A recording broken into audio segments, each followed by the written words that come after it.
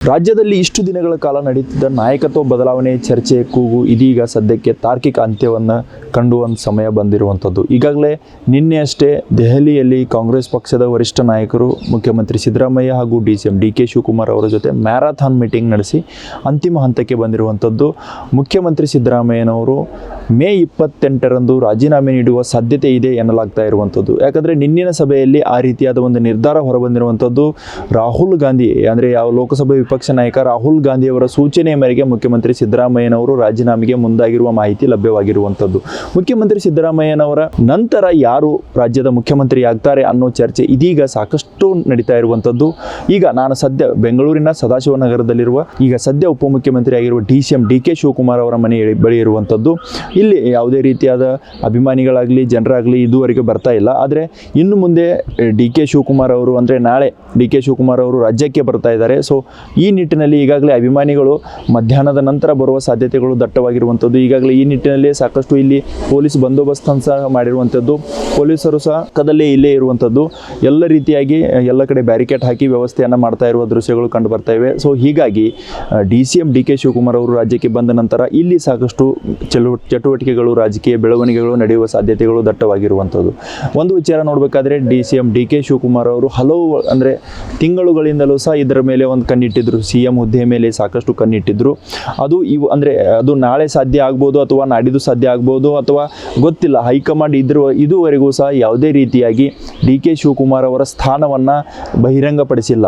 So ಎಲ್ಲ ಕಡೆ ನೋಡಬೇಕು ಡಿ.ಕೆ. ಶಿವಕುಮಾರ್ ಅಭಿಮಾನಿಗಳಾಗಲಿ ಸೋಷಿಯಲ್ ಮೀಡಿಯಾದಲ್ಲಾಗಲಿ ಅವರ ಬೆಂಬಲಿಗರಾಗಲಿ ಡಿ.ಕೆ. ಶಿವಕುಮಾರ್ ಅವರು ಸಿ.ಎಂ ಆಗ್ತಾರೆ ಅನ್ನೋ ನಿಟ್ಟಿನಲ್ಲಿ ಈಗಾಗಲೇ ಎಲ್ಲ ರೀತಿಯ ಸಿದ್ಧತೆಯಲ್ಲಿ ತೊಡಗಿರುವಂಥದ್ದು. ಆದರೆ ಹೈಕಮಾಂಡ್ ಇದುವರೆಗೂ ಸಹ ಯಾವುದೇ ರೀತಿಯಾದ ಮುಂದಿನ ಮುಖ್ಯಮಂತ್ರಿ ಯಾರು ಅನ್ನೋದು ಸಹ ರಿವೀಲ್ ಮಾಡಿಲ್ಲ. ಆದರೆ ಡಿ.ಕೆ. ಶಿವಕುಮಾರ್ ಅವರು ಮುಖ್ಯಮಂತ್ರಿ ಆದರೆ ಕೆಪಿಸಿಸಿ ಅಧ್ಯಕ್ಷ ಸ್ಥಾನಕ್ಕೆ ರಾಜೀನಾಮೆ ನೀಡುವ ಸಾಧ್ಯತೆಗಳು ಸಹ ದಟ್ಟವಾಗಿರುವಂಥದ್ದು. ಒಂದು ವೇಳೆ ಸಿದ್ದರಾಮಯ್ಯನವರ ರಾಜೀನಾಮೆಯ ನಂತರ ನಡೆಯುವ ಒಂದು ಸಭೆಯಲ್ಲಿ ಶಾಸಕಾಂಗ ಪಕ್ಷದ ನಾಯಕನ ಆಯ್ಕೆ ಆಗುತ್ತೆ. ಆ ಸಭೆಯಲ್ಲೇ ಒಂದು ವೇಳೆ ಯಾರು ಮುಂದಿನ ರಾಜ್ಯದ ಅಂದರೆ ಈ ಕರ್ನಾಟಕದ ಮುಂದಿನ ಮುಖ್ಯಮಂತ್ರಿ ಸಿದ್ದರಾಮಯ್ಯನವರ ಬಳಿಕ ಯಾರಾಗ್ತಾರೆ ಅನ್ನೋದು ಅಲ್ಲಿ ಒಂದು ಸ್ಪಷ್ಟ ಚಿತ್ರಣ ದೊರೆಯಲಿರುವಂಥದ್ದು. ಆದರೆ ಸದ್ಯದ ಮಟ್ಟಿಗೆ ಡಿ.ಕೆ. ಶಿವಕುಮಾರ್ ಅವರ ಹೆಸರು ಮುನ್ನೆಲೆಗೆ ಬರ್ತಾ ಇರುವಂಥದ್ದು.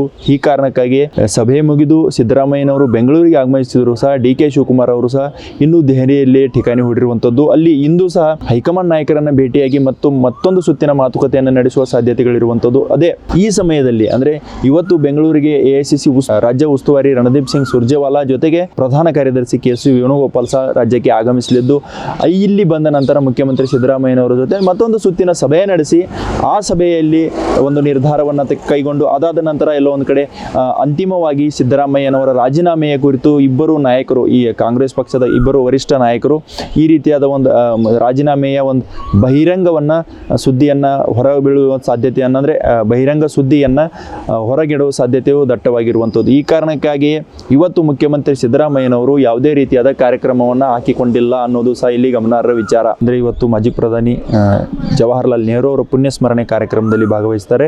ಅದು ಬಿಟ್ಟರೆ ಬೇರೆ ಯಾವುದೇ ರೀತಿಯಾದ ಸರ್ಕಾರಿ ಕಾರ್ಯಕ್ರಮಗಳಾಗಲಿ ಅಥವಾ ಇತರ ಕಾರ್ಯಕ್ರಮಗಳನ್ನು ಸಿದ್ದರಾಮಯ್ಯನವರು ಹಾಕಿಕೊಂಡಿಲ್ಲ. ಆದರೆ ನಾಳೆ ಬೆಳಿಗ್ಗೆ 9 ಗಂಟೆಗೆ ಎಲ್ಲ ಶಾಸಕರು ಸಚಿವರೊಂದಿಗೆ ಒಂದು ಉಪಹಾರ ಕೂಟವನ್ನು ಆಯೋಜಿಸಿರುವಂಥದ್ದು ಮಾಹಿತಿ ಲಭ್ಯವಾಗ್ತಾ ಇರುವಂಥದ್ದು. ಇದಾದ ಬಳಿಕ ಮುಖ್ಯಮಂತ್ರಿಯವರು ನೇರವಾಗಿ ಅಂದರೆ ಲೋಕಭವನಕ್ಕೆ ತೆರಳಿ ತಮ್ಮ ಸಿ.ಎಂ ಸ್ಥಾನಕ್ಕೆ ರಾಜೀನಾಮೆ ನೀಡುವ ಸಾಧ್ಯತೆಗಳು ದಟ್ಟವಾಗಿರುವಂಥದ್ದು.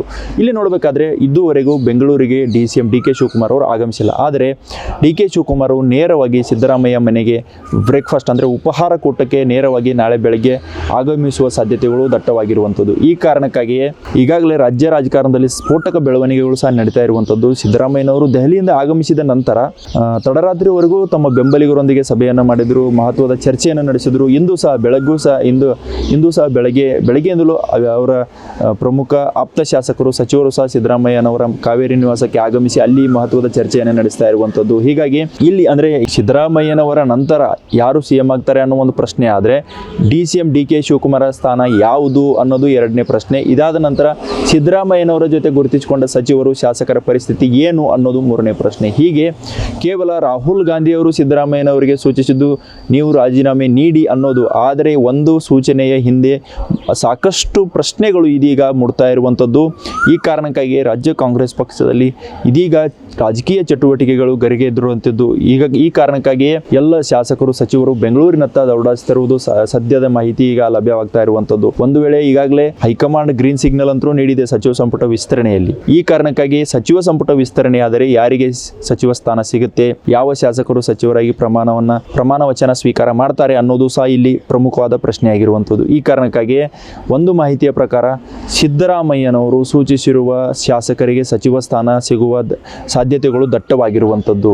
ಈ ಕಾರಣಕ್ಕಾಗಿಯೇ ಎಲ್ಲರೂ ಸಹ ಈಗ ಸಿದ್ದರಾಮಯ್ಯನವರ ಮನೆಯತ್ತ ಧಾವಿಸ್ತಾ ಇರುವಂಥದ್ದು. ಅವರನ್ನು ಭೇಟಿಯಾಗಿ ಮುಂದಿನ ರಾಜಕೀಯ ನಡೆ ಏನು ಅನ್ನೋದು ಸಹ ಸಾಕಷ್ಟು ಅವರಿಗೆ ಪ್ರಶ್ನೆ ಆಗಿರುವಂಥದ್ದು. ಇವೆಲ್ಲ ಚರ್ಚೆಗಳನ್ನು ಮುಖ್ಯಮಂತ್ರಿ ಸಿದ್ದರಾಮಯ್ಯನವರ ನಿವಾಸಕ್ಕೆ ಒಬ್ಬೊಬ್ಬರಾಗಿ ಬೆಂಬಲಿಗ ಶಾಸಕರು ಸಚಿವರು ಆಗಮಿಸಿ ಚರ್ಚೆ ನಡೆಸ್ತಾ ಇರುವಂಥದ್ದು.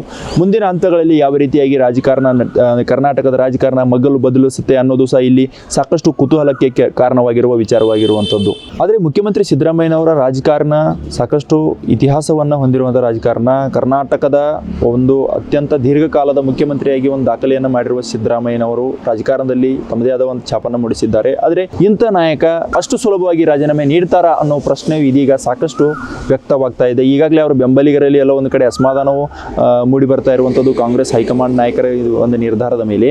ಆದರೆ ಸಿದ್ದರಾಮಯ್ಯನವರು ಅಷ್ಟು ಸುಲಭವಾಗಿ ಕುರ್ಚಿಯನ್ನು ಬಿಟ್ಟು ಕೊಡ್ತಾರಾ ಅನ್ನೋದು ಸಹ ಇದುವರೆಗೂ ಸಹ ಯಾವುದೇ ರೀತಿಯಾಗಿ ಸ್ಪಷ್ಟನೆ ಸಿಗ್ತಾ ಇಲ್ಲ. ಆದರೆ ಹೈಕಮಾಂಡ್ ಆಗಲೇ ಸೂಚನೆಯನ್ನು ನೀಡಿದೆ. ಈ ಕಾರಣಕ್ಕಾಗಿ ಮುಂದಿನ ನಡೆ ಸಿದ್ದರಾಮಯ್ಯನವ್ರದ್ದು ಏನಿರುತ್ತೆ ಅನ್ನೋದು ಸಾಕಷ್ಟು ಕುತೂಹಲವನ್ನು ಮೂಡಿಸ್ತಾ ಇರುವಂಥದ್ದು. ಇವೆಲ್ಲವನ್ನು ನೋಡಿದಾಗ ರಾಜೀನಾಮೆ ನೀಡ್ತಾರಾ ಅಥವಾ ಮತ್ತೆ ತಮ್ಮದೇ ಆದ ರೀತಿಯಲ್ಲಿ ಹೊಸ ತಂತ್ರಗಾರಿಕೆ ದಾಳವನ್ನು ಉರುಳಿಸ್ತಾರಾ ಅನ್ನೋದು ಸಹ ಸದ್ಯ ಇಲ್ಲಿ ಕಾದು ನೋಡಬೇಕಾದ ವಿಚಾರವಾಗಿರುವಂಥದ್ದು. ವಿಡಿಯೋ ಜರ್ನಲಿಸ್ಟ್ ಮಂಜು ಜೊತೆ ಪ್ರಹ್ಲಾದ್, ಪ್ರತಿಧ್ವನಿ ನ್ಯೂಸ್, ಬೆಂಗಳೂರು. ಹೆಚ್ಚಿನ ವಿಡಿಯೋಗಳಿಗೆ ಪ್ರತಿಧ್ವನಿ ಯೂಟ್ಯೂಬ್ ಚಾನೆಲ್ ಸಬ್ಸ್ಕ್ರೈಬ್ ಮಾಡಿ, ಬೆಲ್ ಐಕಾನ್ ಕ್ಲಿಕ್ ಮಾಡಿ.